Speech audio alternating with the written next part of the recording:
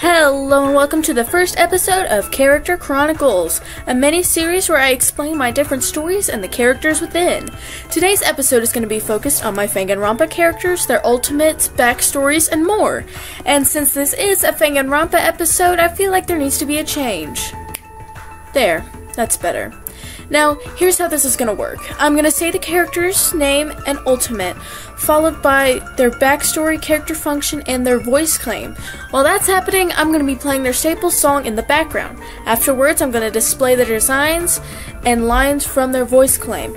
If it's a character, I try to get lines that suited the character's voice it's claiming, but if it's the actor themselves, I pulled lines from interviews and panels, or if it's a Vocaloid or Disney character, the best I got was lines from a song. But before we get started, I feel like I have to explain some things. First and foremost, a staple song, at least for me, is a song that suits the character based on genre or specific lines said throughout the song. For example, Nagito Kaede has Gorillaz' Rhinestone Eyes, and Kokichi Oma has Molly by Mindless Self-Indulgence. Or was it, I Can't Decide by Scissor Sisters? I don't know. It's been a while since I've interacted with the Danganronpa fandom, so I don't remember. Anyway, a voice claim is pretty self-explanatory. It's taking the voice of a character from a show, movie, etc. and using it as a reference to how your OC sounds. Some people use voice claims for characters who are voiceless, like Chris from Deltarune, for example. A character function is also kind of self-explanatory, but instead of describing the function, I used characters from the Danganronpa universes to explain them. I could boil down to the specific function, like male protagonist, male antagonist, etc., but each character in the Dangan universe is so much more than that. I could make a whole video about this topic, but I'm gonna move on. For the voice claims themselves, I tried to get lines that suited the characters for the claim, but some characters had so little clips that I had to scrape the bottom of the barrel to get the idea across. Anyway, let's get this party started. But first, a sponsor! Now, don't panic when I say sponsor. This isn't a paid segment, but it can be. Today's sponsor is my Etsy shop. It's known as DK's Artist Alley. I don't have many on there right now, but I'm hoping that as I get orders, I can put more on there. Now, back to your regularly scheduled programming. Our first character on the metaphorical yet somewhat literal chopping block is Usosuke, the ultimate theater prodigy. I am the mask you wear. It's me they hear. He's the first step of the killing game, and he dies through the sting of a baseball bat to the skull. By who? Oh, you'll have to wait for the other episodes. Tee-hee.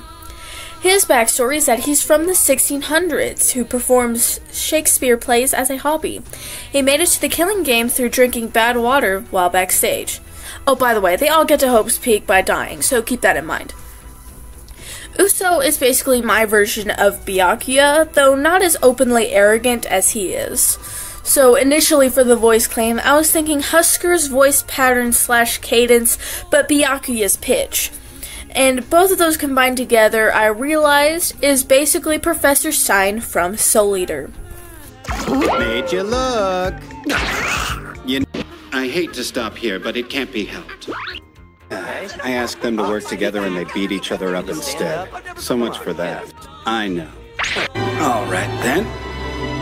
Let's take care of this, shall we? Winner or loser, you're still late for class. You can enjoy yourself out here in the hallway. Let's stop talking about it.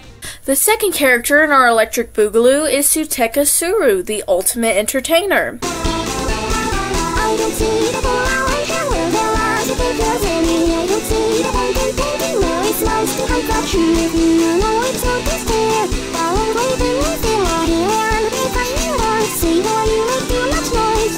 Being a killer, she dies via execution. How lucky.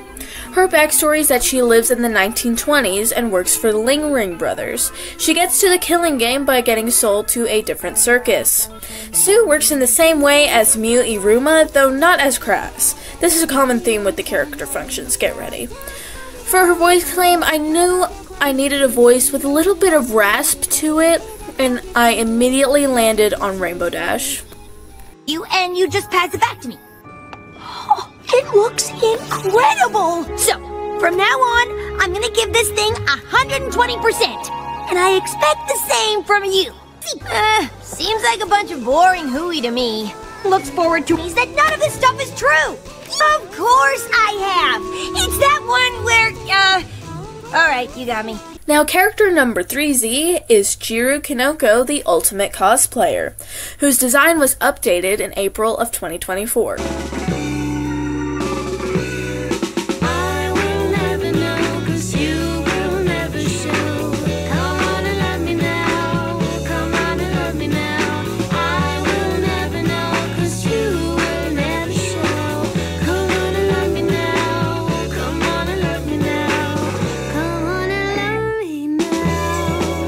Backstory is that she is from the early 2000s and gets to the killing game by a sewing machine malfunction. Frankenstein. Now, Jiro's character function is the same way as Aoi Asahina, but remains the same peppy go-getter as before. Though not as lighthearted, her voice claim is Regina George from the 2004 film Mean Girls. Get in, loser, we're going shopping. Please stop talking, can you? Jason, why are you such a skis? Good, so it's settled. So you can go shave your back now. Whatever, I'm getting cheese fries. So, you better send me one, biatch. Love ya. You know what everyone says about you? They say that you're a homeschooled jungle freak who's a less hot version of me. Yeah, so don't try to act so innocent. You can take that fake apology and shove it right up your hairy... Character number 4 is Yume Sakuri, the ultimate programmer.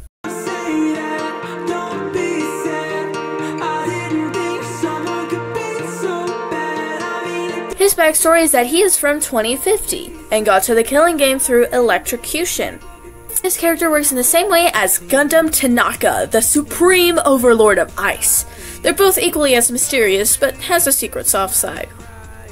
Now for Yume, I needed a voice that was deep and monotone that also carried when he has on his screen. After some consideration, I landed on Soul Eater Evans without the screen and Kevin the Vocaloid with the screen. This guy's turning himself into a weapon. He's the same as me that way.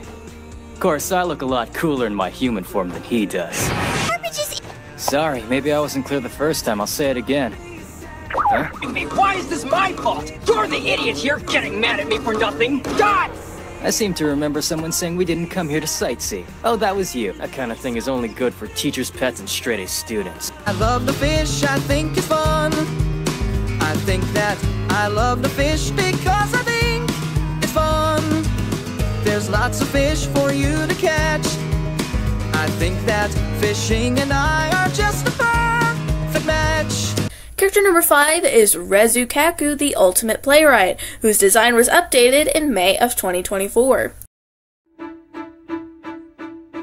Write what you know, so they say. All I know is I don't know what to write or the right way to write it. This is big, lady, don't screw it up. This is not some little vaudeville I'm reviewing.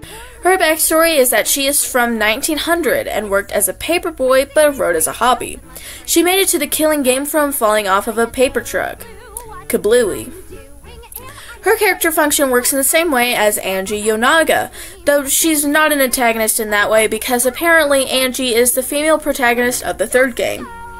Ironically, her voice claim is Kaede Akamatsu. I'm leaving everything up to you, Shuichi. Goodbye. I'm perfect for a killing game. I don't have any faith in humanity. We gotta work together to find the mastermind. Yes, and I know that's a horrible thought. But that's why I want to end all the terrible things happening to us. So 7 people in total. We need to calm down. If everyone talks all at once, then we can't discuss anything. Up next is Sashin Hito, the ultimate influencer, whose design was updated June of 2024. So God forbid I'm seen just as an average human being. I mean, imagine if protagonists just died in the first scene. I'm the gap between a tragedy and comedy. Don't come at me, I'm the main character and you have to like me. His backstory is that he's from modern day, growing up with wealthy parents. Sashin and his sister Shizuka had financial support for whatever their ultimate talent would be. Sashin wanted to be like his parents. He wanted to make an impact and be known. His parents bought him all kinds of equipment to make his videos and pictures of the most high quality they could be. Although their efforts were mostly wasted, that didn't stop Hope's Peak's scouting agent from finding him and giving him a scholarship. There are a couple characters from modern day, and they don't die to get to Hope's Peak, by the way. His character function works in the same way as Kokichi Oma, but this time, he is an antagonist, working as the opposite from the sub-protagonist within this killing game. Now, for his voice claim, I knew I needed a voice that was kind of in the middle with a slight accent, so I eventually landed on Prince Naveen from Princess and the Frog. Lewis, you are a genius. I'm myself again, I want just the life I had. A great big party every night. That doesn't sound too bad. A redhead on my left arm, a brunette on my right, a blonde or two to hold the candles, and that seems just about right. Hey Lewis, life is short, when you're done, you're done. We're on this earth to have some fun, and that's the way things are. Lucky number 7 is Kakaku Kutsuri, the ultimate chemist, whose design was updated in June of 2024. I swear, I'm really trying. His backstory is that he lived in the 1690s during the Salem witch trials. He was a pharmacist who had to watch his client get burned or stoned because of the purchase of witchcraft. He got to Hope's Peak by making medicine and mixing in the wrong ingredient. Luckily, he tests his potions first. His character function works in the same way as Sayaka Maizono or Sonia Nevermind, basically the sweetheart character in a way. And for his voice claim, I knew I needed a softer voice on the deep side, so I eventually landed on Howl Pendragon. There you are, sweetheart. Sorry I'm late. I was looking everywhere for you. That's my girl. And now I've got something I want to protect. It's you. Wow, Sophie, your hair looks just like starlight. It's beautiful. Character number 8 is Meinu Haisha, the ultimate political scientist, whose design was updated in July of 2024. Feel like a brand new person. His backstory is that he is from the 1960s. He would write opinion pieces on the current rulers of the world. He particularly enjoyed writing propaganda pieces. He made it to the killing game by being assassinated by the Japanese Secret Service because of the damage he caused to the political landscape. Now, his character function works in the same way as Fuyuhiko Kuzuryu, and remains the same hot-headed short king, despite being 5'7". I had a little bit of trouble finding a voice that matches. Initially, I was going to say Richard Horvitz, which fits his original design better, but after some digging, I landed on Psyche K. He's turned on the waterworks. Water! Drowning in inch-deep water isn't easy. My best buddy! He's so reliably stupid. I'm a first grader. So that's it. I can work with this. Finally. We're comrades now. Shut it, Tom. I only shook your hand because I had to. We will never be friends. Character number 9 is Ziken Damisuto, the ultimate taxidermist.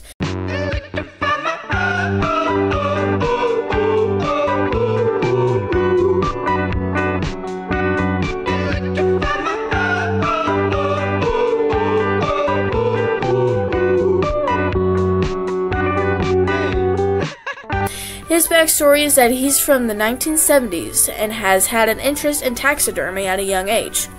He was self-taught since. He used to go on hunting trips with his dad, and after making deer jerky, he would take the skin off and make those deer heads you'd see on Hunting Lodge. He made it to the killing game by wandering off during a hunting trip between him and his dad. His dad thought he had caught big game. His character function works in the same way as Shihiro Fujisaki, though I'm sure you already guessed that. Typical Sunshine character behavior. I also had trouble finding his voice because there's simply not a lot of younger sounding characters in the media I consume. I knew I needed a higher voice that still kind of sounded boyish. I eventually landed on Luz Noceda from The Owl House. You guys are the best. You are gross. So Snap, snap, snap. I'm calling applesauce on this business baloney. Kudos for all the help. You're welcome. I mean, dang it. Every idea is a good idea.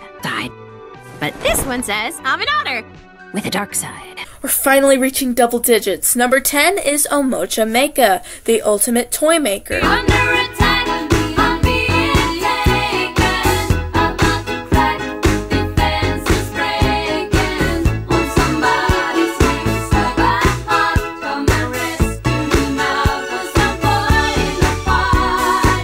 Her backstory is that she is from the 1950s. Refusing to become a traditional wife, she made toys instead of trying to settle down. She made it to the killing game by leaving her shop a little bit too late and getting jumped by hoodlums. Her character function works in the same way as Mahiru Koizumi, the kind of motherly common sense of the group. I wanted her voice to have a slight accent as well, so I decided her voice claim would be Tiana from Princess and the Frog, which I think is fitting for multiple reasons. Your modesty becomes you, and your sense of responsibility. I've worked hard for everything I've got, and that's the way it's supposed to be when I'm a human being. At least I'll act like one. If you do your best each and every day, good things are sure to come your way. What you give is what you get. My daddy said that, and I'll never forget, and I commend it to you. Character number 11 is Shizuka Hito, the ultimate 3 question marks, whose design was updated in June of 2024. I know this dream of life is never ending. It goes around and round and round again. You know the sun is rising while descending. It goes on and never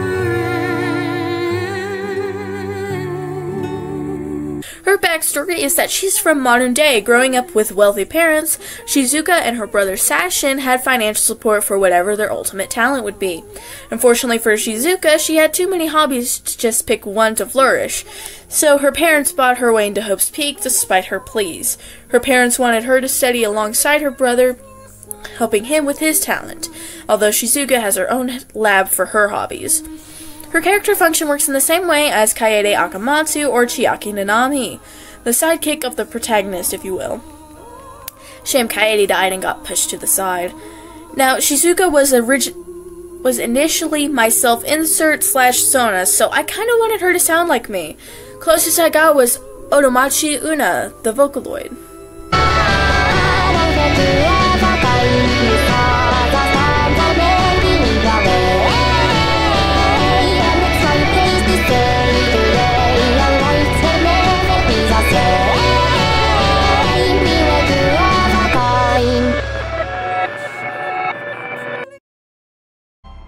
Number 12. Cock.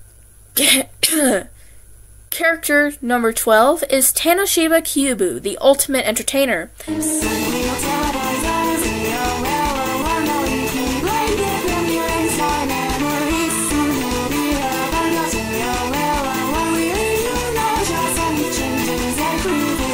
His backstory is that he's from modern day, but takes inspiration from the 50s, 60s, and 70s in style.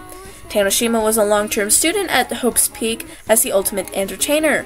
Later on, he was recruited as a scout for future students. His character function works in the same way as a character doesn't come to mind. I had significant trouble placing his voice, because it would be so incredibly basic. I had flip-flopped between 3 main actors. Alex Brightman, which I shot down and saved for a different character, Jeremy Jordan, who I almost settled on, but one fit perfectly, and that was actor, comedian, and YouTuber Brandon Rogers. It's your girl, Anthony Padilla, and I'm here spending the day with one of the most talented, one of the most legendary, and more talented than me, Brandon Rogers. Anyone can do it. It's very common. I don't like how Smosh was the peak of my career. No. Usually I'm only allowed in public on Halloween when I blend in with all you turd pushers. Now that we can afford human disguises. Unlucky number 13 is Furukusu Toranzu, the ultimate librarian, whose design was updated June of 2024.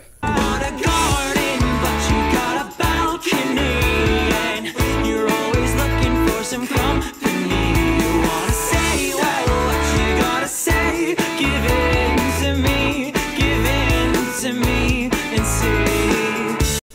she's a survivor. Boring! His backstory is that he's from the 1600s. Furukusu is and has been a librarian / bookkeeper. He made it to Hope's Peak by mistaking a wrong way for the stockroom in the back. His character function works in the same way as Himiko Yumeno. You know, the monotone Anyway, being monotone, I wanted him to be either Sign or Soul, but I ended up on 2-time Tony Award-winning actor Alex Brightman. They show lyrics in the show this evening.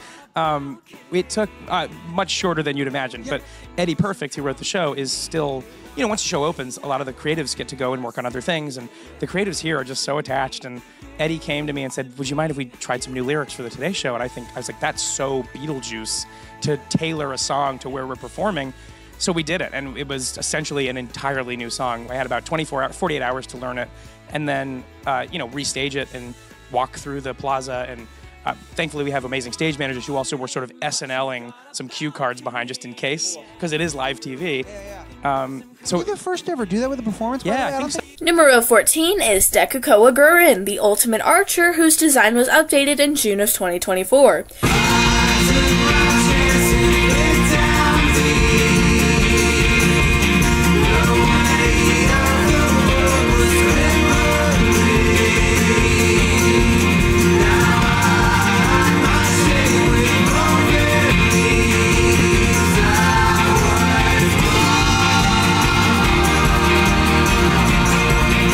She's also a survivor. Lame! Her backstory is that she's from the 10th century where she had to learn archery to survive. She was a soldier for an ancient kingdom that has long since been conquered. She made her way to Hope's Peak by getting shot in battle. Her character function works in the same way as Maki, the cold assassin type, you feel? For her voice claim, I knew I needed a low, serious voice for Deku. After too much looking, I landed on Sienna from the game Dislight. I need a break.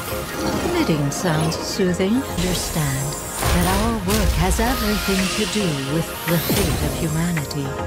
Lies must be made for humanity.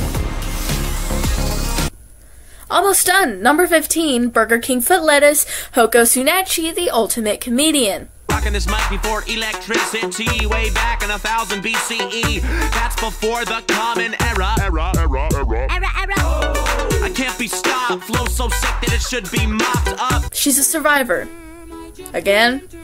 Her backstory is that she's from the 1930s. Hoko would perform stand-up at a nightclub. Despite her efforts, most people just wanted the dancers to come back on stage. Though, during the day, Hoko would run a radio station that was immensely popular. She made it to Hope's Peak by getting shot in an alley outside of a club one night. Her character function works in the same way as Ibuki Miyota. Comedic relief. She's crazy! For Hoko, I needed a voice with a charming cadence and a mid-pitch, and I think it's only fitting for her to be voiced by Velma Kelly. And, what am I supposed to do, huh? Suck up to her like everybody else? Over my dead body. Mind if I join you?